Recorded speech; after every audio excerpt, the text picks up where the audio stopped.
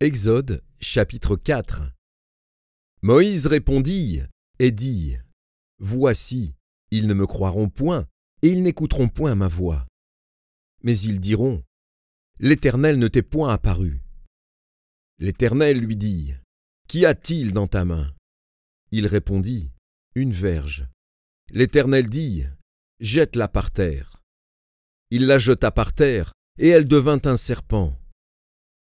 Moïse fuyait devant lui. L'Éternel dit à Moïse : Étends ta main, et saisis-le par la queue. Il étendit la main et le saisit, et le serpent redevint une verge dans sa main.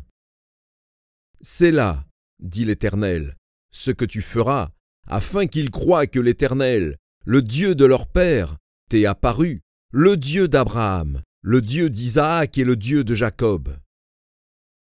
L'Éternel lui dit encore : Mets ta main dans ton sein. Il mit sa main dans son sein.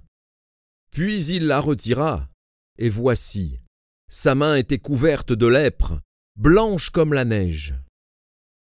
L'Éternel dit : Remets ta main dans ton sein. Il remit sa main dans son sein. Puis il la retira de son sein, et voici, elle était redevenue comme sa chair. S'ils ne te croient pas, dit l'Éternel, et n'écoutent pas la voix du premier signe, ils croiront à la voix du dernier signe. S'ils ne croient pas même à ces deux signes, et n'écoutent pas ta voix, tu prendras de l'eau du fleuve, tu la répandras sur la terre, et l'eau que tu auras prise du fleuve deviendra du sang sur la terre.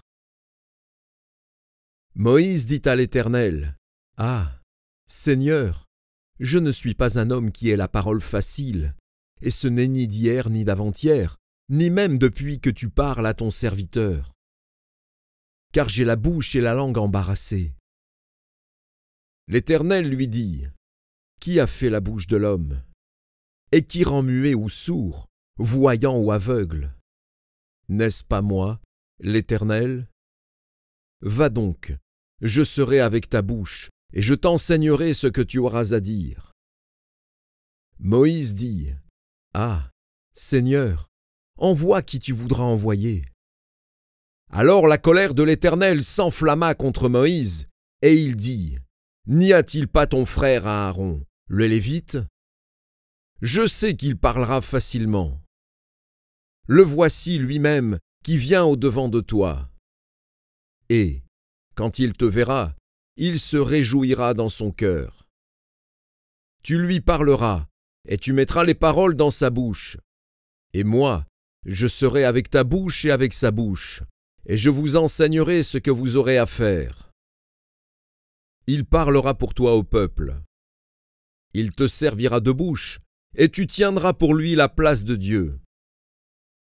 Prends dans ta main cette verge, avec laquelle tu feras les signes.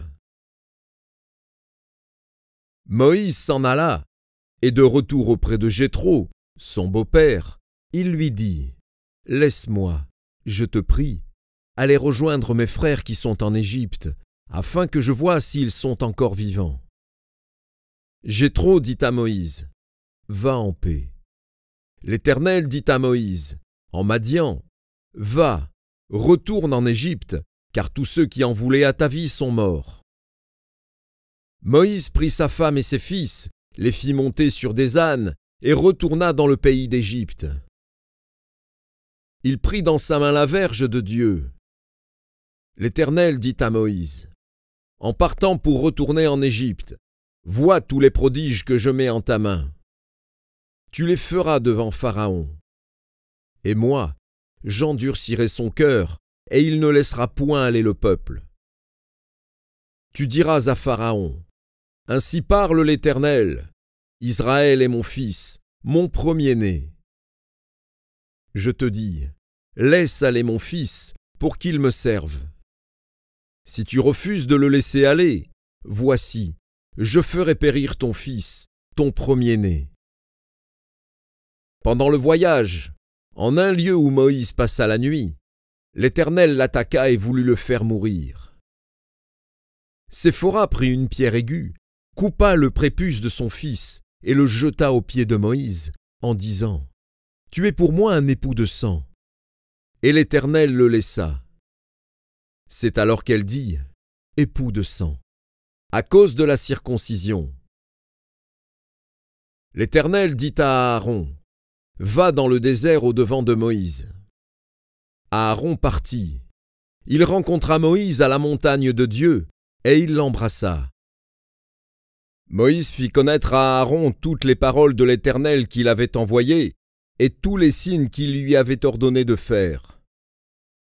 Moïse et Aaron poursuivirent leur chemin, et ils assemblèrent tous les anciens des enfants d'Israël.